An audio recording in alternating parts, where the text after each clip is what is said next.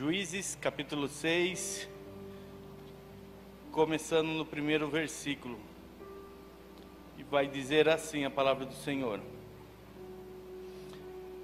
Porém, os filhos de Israel, a nação, fizeram o que parecia mal aos olhos do Senhor. E o Senhor deu na mão dos midianitas por 7 anos.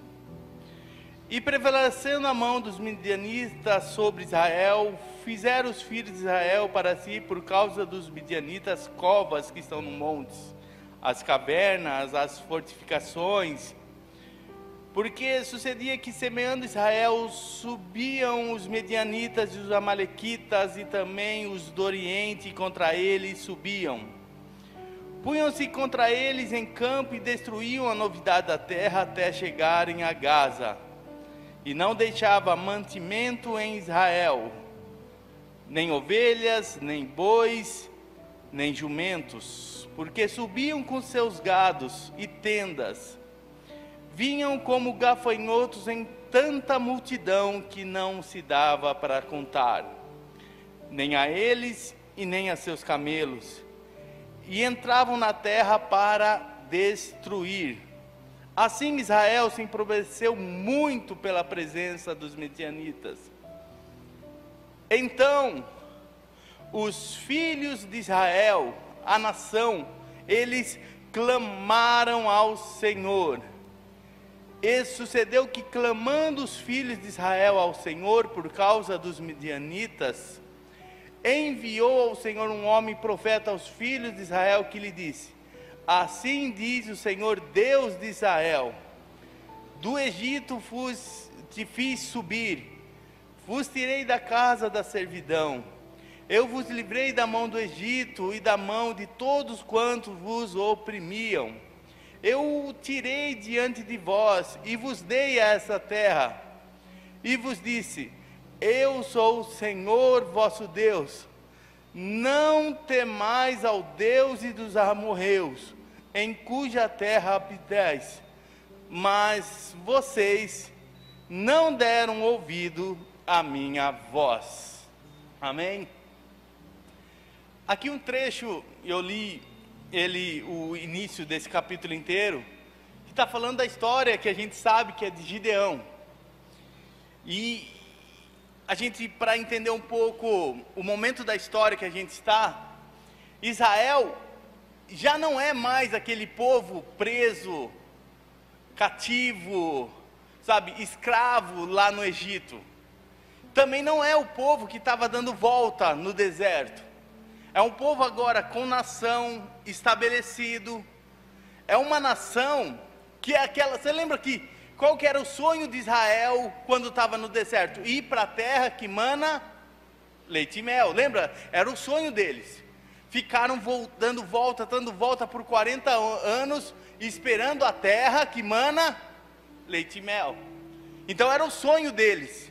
Então eu imagino eles acordando de manhã e falando: nossa, um dia vai ser o dia que a gente vai estar naquela terra, uma terra que Deus prometeu, uma terra que Deus fez uma promessa para nós, uma terra que Deus preparou, uma terra boa, uma terra sem guerra, uma terra onde não vamos ser escravos, onde vamos plantar, onde vamos prosperar, onde vamos ser felizes. E eles chegam nessa terra, a terra de Israel. Mas lendo esse capítulo aqui, esse capítulo 6, esse começo do capítulo 6, vocês concordam que não tem nada de mana, leite e mel, de paz, de vitória, de alegria?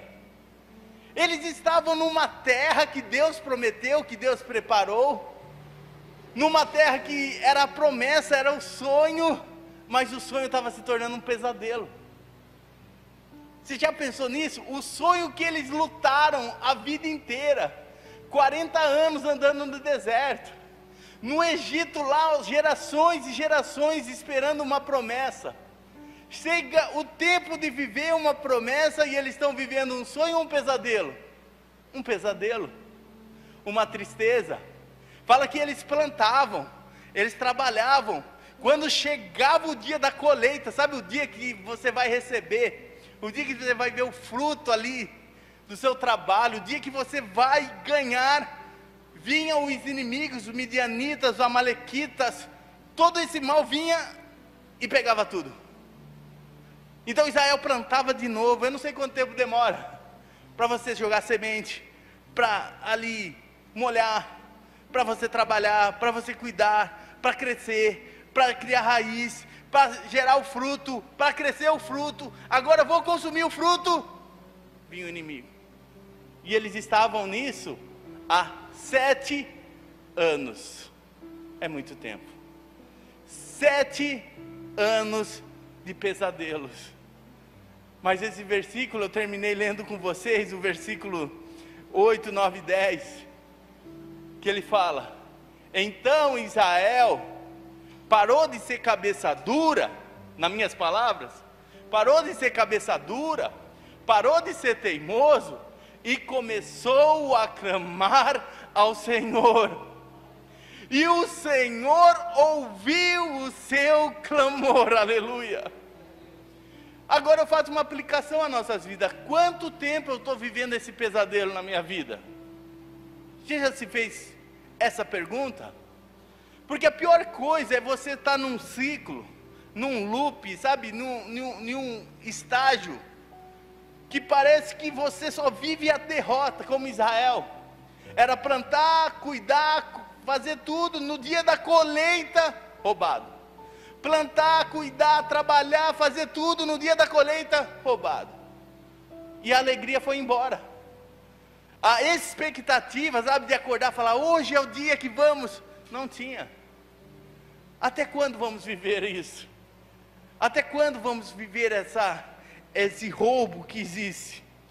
Porque a gente tem que entender que a destruição, esse roubo, essa situação, não vem só porque existe o ímpio na terra, e sim é porque falta os justos se posicionarem. Porque Israel, ele passou tempos difíceis, mas toda vez que levantava um homem, uma mulher, um justo, uma pessoa que confiava em Deus, uma pessoa que falava assim, nós estamos numa dificuldade, mas eu creio que Deus vai mudar essa realidade. Deus fazia diferença, Deus transformava, Deus vencia o inimigo, Deus fazia milagres, prodígio. Então precisa alguém que colocar-se na frente e falar, até quando essa situação? Eu creio num Deus poderoso, eu sei que Ele vai fazer nas nossas vidas, aleluia.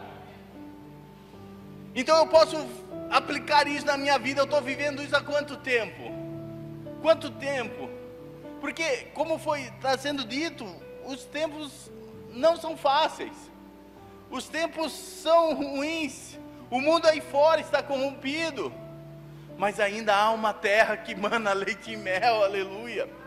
Ainda há um lugar que é uma promessa do Senhor de descanso. Ainda há um lugar que é o Senhor que preparou para a nossa vida. Não é possível estar nesse lugar, eu estar vivendo essa promessa, mas essa promessa se tornar um pesadelo. É só você pensar em exemplos práticos. Uma pessoa quando se casa para viver bem, viver feliz, viver uma família. Aí aquele casamento começa um sonho. Mas você já viu casamentos começar com um sonho e terminar como um pesadelo? É todo dia. A pessoa vai no emprego e fala, esse emprego é maravilhoso, esse emprego o Senhor preparou para mim, eu orei muito por esse emprego, eu orei muito, busquei, fiz campanha. Aí começa a trabalhar no emprego, o emprego agora não é mais uma bênção, é um pesadelo. Mas por que está se tornando um pesadelo essa nossa vida? Será que todo lugar é ruim? Ou será que eu não estou me posicionando como servo do Senhor?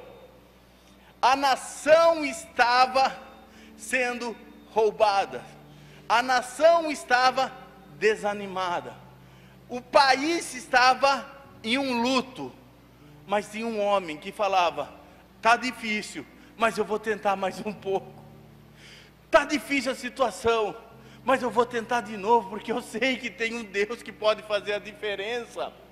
Começa com um, meu irmão.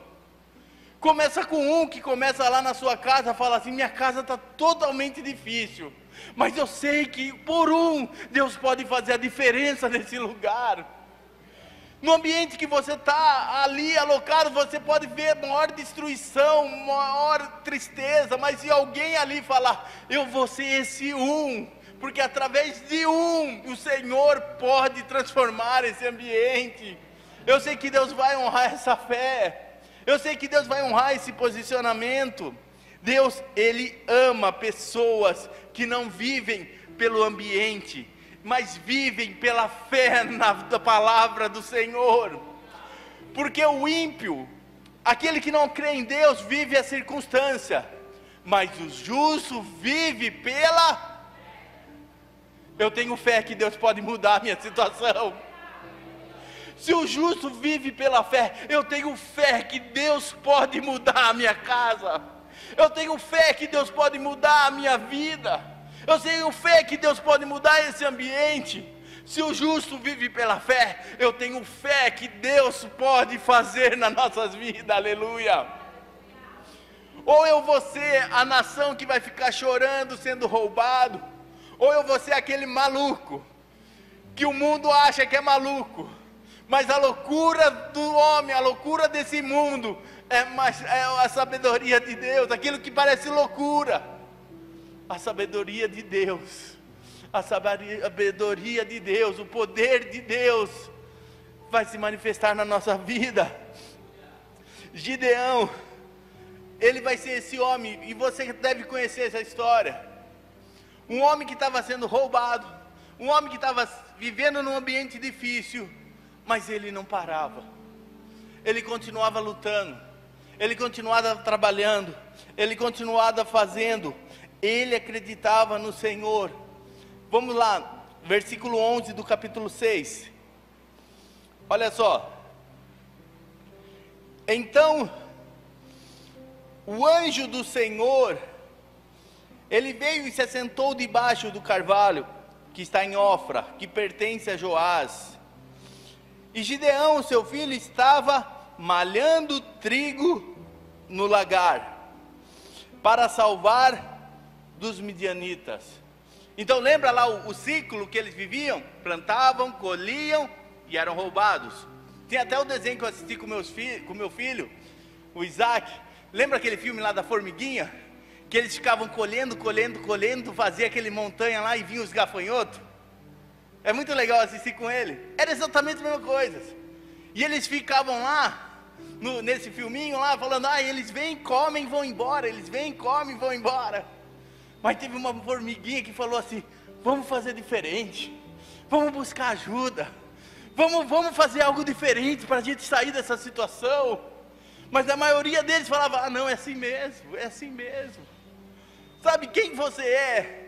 Talvez a gente está tão acostumado a viver essa desgraça, viver essa derrota, que a gente já está assim: é assim mesmo a vida.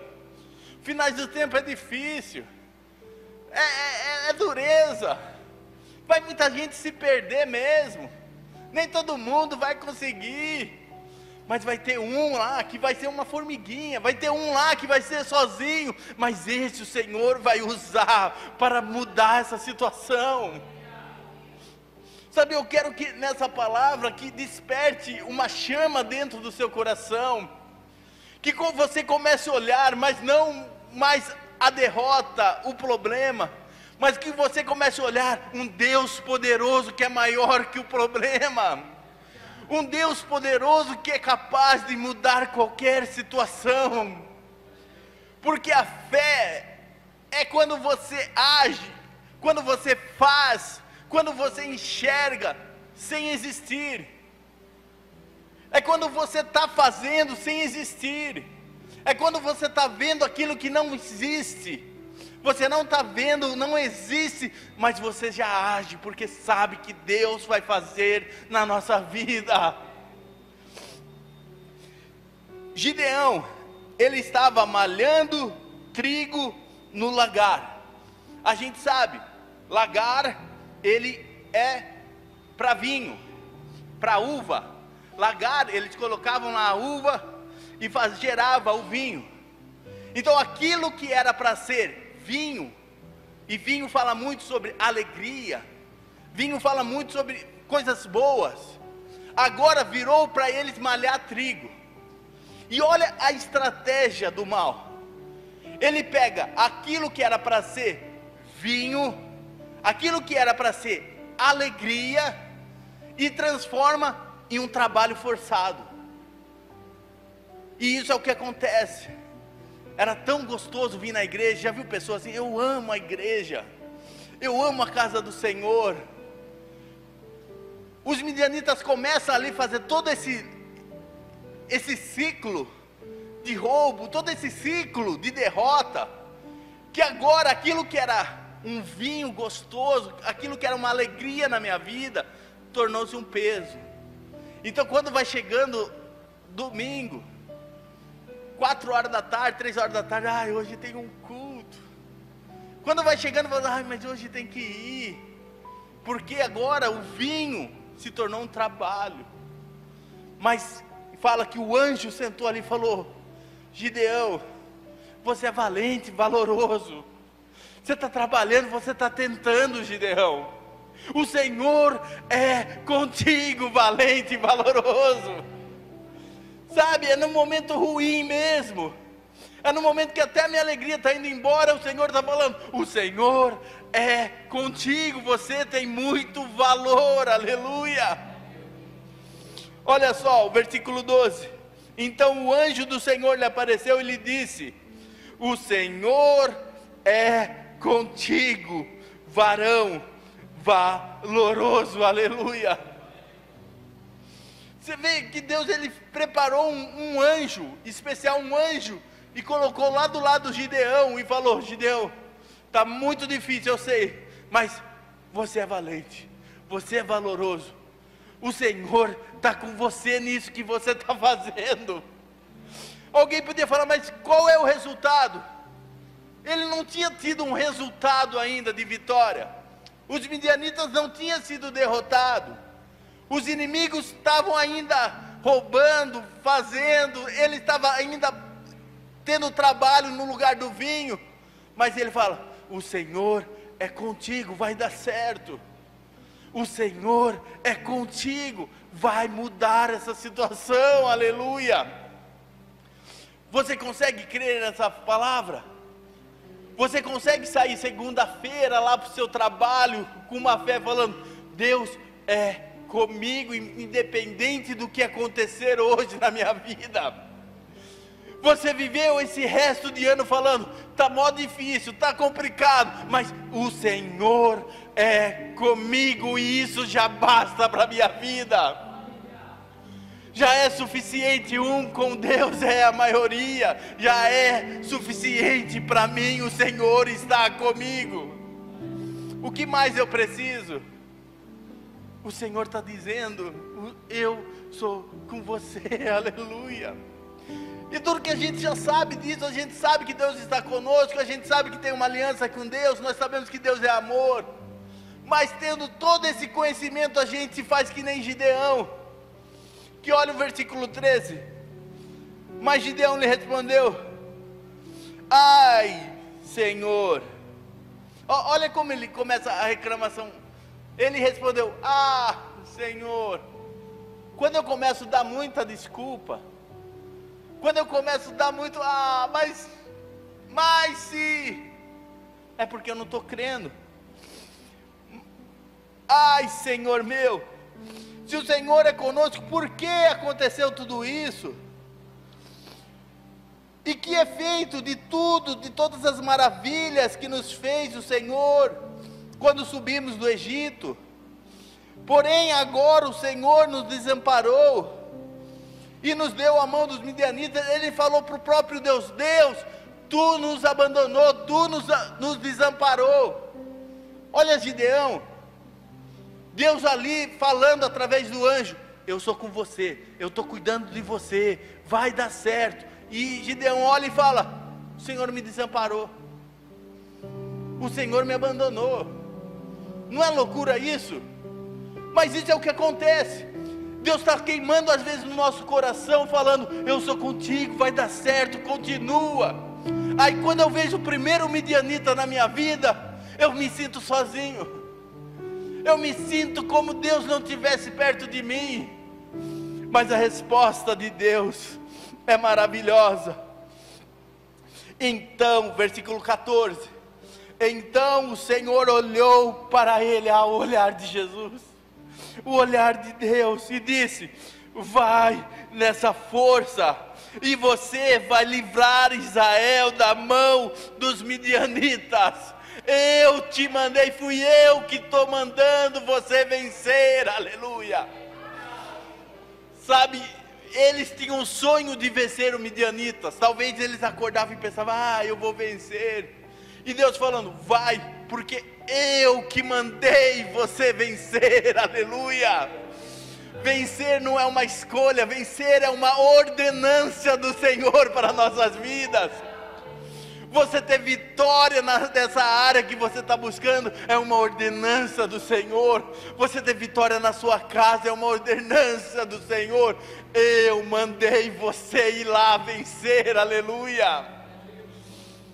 Mas para onde a gente está os nossos olhos? Vou ler de novo, versículo 14. Então o Senhor olhou para ele. O Senhor nunca desamparou Gideão. O Senhor estava olhando para ele falando: Gideão, vai nessa força, vai desse jeito mesmo, vai desse jeito mesmo chorando, vai desse jeito mesmo sangrando, vai desse jeito mesmo que você está, e você vai livrar Israel da mão dos midianitas. Porventura eu não te mandei ir, aleluia. É essa pessoa que o Senhor está esperando, de cumprir esse mandamento do Senhor. Deus, Ele quer fazer esse milagre. É uma frase que a gente sempre falou na igreja: o Senhor é pela nossa bênção, o Senhor é pela nossa vitória, o Senhor é pela nossa bênção, o Senhor é pela nossa vitória. E ele fala: é eu que estou mandando, Gideão, não é você que está querendo. Às vezes a gente pensa assim: se Deus entrasse nesse lugar para me fazer eu vencer, se Deus me ajudasse, como Deus estivesse longe e não estivesse junto com você. Mas aqui eu estou mostrando aqui na Bíblia que Deus já estava com Gideão, e Deus estava falando: você vai mudar essa situação, aleluia. Essa situação vai ser transformada. Vai nessa tua força, aleluia. Deus quer ver a mudança na nossa vida, irmãos. Estamos agora em novembro, e como está passando rápido, já praticamente metade de novembro. Dezembro está aí, acabou mais um ano. Mas nesse finalzinho do ano, ainda dá tempo, se eu acreditar. Eu creio que ainda nesse ano o Senhor pode mudar muita situação. Eu creio que mesmo nesse finzinho de ano, Deus pode vencer esse midianita que está na minha vida me atormentando. É o Senhor que nos mandou vencer, aleluia. Mas temos que entender que às vezes precisamos resolver situações. Mesmo o Senhor mandando nós irmos, não podemos deixar pendências para trás. Se você quiser acompanhar Juízes 6, no versículo 25. Olha só. Juízes 6, 25. E aconteceu que, naquela mesma noite que o Senhor lhe disse: toma o boi do teu pai, a saber, segundo o boi de 7 anos, e derriba o altar de Baal, que é de teu pai. Corta o bosque que está ao pé dele, e edifica ao Senhor teu Deus um altar cume desse lugar forte, no lugar conveniente. E toma o segundo boi e oferecerás em holocausto, com a lenha que cortasse do bosque. E aí Gideão, ele vai chamar os amigos dele, 10 homens, vai esperar ficar de noite, onde não tinha ninguém, e vai lá fazer, porque ele estava morrendo de medo. Então, naquele lugar tinha os bosques, que servia para adoração de Baal. Deus, ele estava falando, eu sou com você, vamos vencer, vai dar certo. Mas antes de realmente acontecer, Deus, ele falou, vai lá e resolve aquilo que está pendente. Já deu para entender? Eu quero a vitória, Deus está me mandando, mas existe algo que eu tenho que tirar da minha vida. E que Deus toque no nosso coração individualmente aquilo que eu preciso tirar. Porque conforme Gideão cortou o bosque de Baal, fala no versículo 26, que edifica ao Senhor teu Deus um altar no cume desse lugar forte. Toma o segundo boi e oferecerá em holocausto, com a lenha que cortares do bosque. Então, aquilo que era para desonra, ele vai fazer um altar ao Senhor. No lugar daquilo que eu estou desonrando ao Senhor, eu vou colocar aquilo que é para honrar o Senhor. Se eu estou perdendo tempo com algum pecado que eu estou desonrando, hoje eu vou trocar isso para adoração ao Senhor, aleluia. Porque quando eu começo a fazer isso, ele fala que vai acender o fogo. E é esse fogo que vai guiar as nossas vidas. Porque enquanto estava o altar do Baal, o fogo não acendeu. Mas quando ele derrubou o altar de Baal, colocou, aí o fogo começou a acender. E quando começa esse fogo na nossa vida, a mudança começa. Eu tenho a palavra, mas eu tenho que derrubar o Baal e acender o fogo ao Senhor. Eu preciso do fogo. E existem várias passagens, porque vai iluminar a nossa vida esse fogo. Se você ir no capítulo 7, versículo 16, e você vai entender o que eu quero dizer. Então, capítulo 17, versículo 16. Então repartiu os 300 homens em 3 esquadrões, e deu-lhe cada um nas suas mãos uma buzina, cântaros vazios, com o que dentro? Tochas acesas. E você sabe que cada um desses 300 vão cercar os midianitas, os inimigos. Eles vão pegar aquele fogo que está agora na mão de Gideão, que não está mais servindo para Baal. Eles vão levantar esse fogo e eles vão jogar. E esse fogo que parecia pequenininho na mão deles, vai derrotar o exército dos midianitas, pelo poder de Deus. Olha só, versículo 17. E ele disse: olhe para mim, fazer o que eu fizer, e eis que chegando eu ao extremo do arraial, será como eu fizer, assim farei vós. Tocando eu, todos que estavam comigo estiveram a buzina, então também vós tocarei a buzina ao redor de todo o arraial, e direis: pelo Senhor e por Gideão. E chegou, versículo 19, pois Gideão e os 100 homens que iam com ele, ao extremo do arraial, ao princípio da vigília da meia-noite, havendo já posto as guardas, tocaram a buzina, partiram os cântaros que tinham na mão. Assim tocaram os 3 esquadrões as buzinas e partiram os cântaros que tinham nas suas mãos.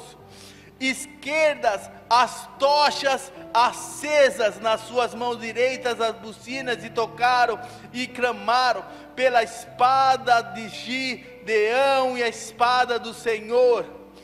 Ficou cada um ao seu lugar ao redor do arraial. Então todo o exército inimigo deitou a correr, gritando, e fugiram, aleluia. Um fogo na mão, que começou quando eles destruíram lá Baal. Esse fogo foi que fez o inimigo fugir, foi o que fez esse problema de 7 anos desaparecer.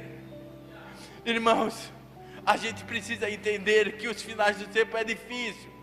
Talvez eu estou num loop difícil, mas quando eu entendo a palavra do Senhor, quando eu derroto esse bosque de Baal que está me afetando negativamente, e pego o fogo do Senhor na minha vida, os midianitas vão ser derrotados. Eles não precisaram ir lá lutar, bater, não. Eles só precisaram levantar esse fogo que o Senhor tinha dado na mão deles. Se eu estou vivendo sem esse fogo na minha vida, se eu estou vivendo sem o fogo do Senhor na minha vida, eu vou ficar nesse loop. E a gente tem falado muito sobre isso, sobre a presença do Senhor, sobre buscar ao Senhor, sobre se encher do Espírito Santo. Ontem nós viemos aqui ensaiar, fazer os ensaios de Natal, e antes de ensaiar, a minha esposa chegou e falou: ensaiar é muito importante, mas buscar o Espírito Santo é mais importante ainda. Então antes de ensaiar a gente vai orar. E o Senhor se manifestou aqui ontem, e foi maravilhoso com os jovens. E isso mexeu comigo, porque eu falei: eu preciso levar essa palavra, dizendo: existe um fogo, esse fogo vai nos guiar, vai fazer o midianita fugir, vai mudar a minha vida, e eu vou poder gritar: é pela espada do Senhor que me fez vencer, porque Ele está comigo, aleluia.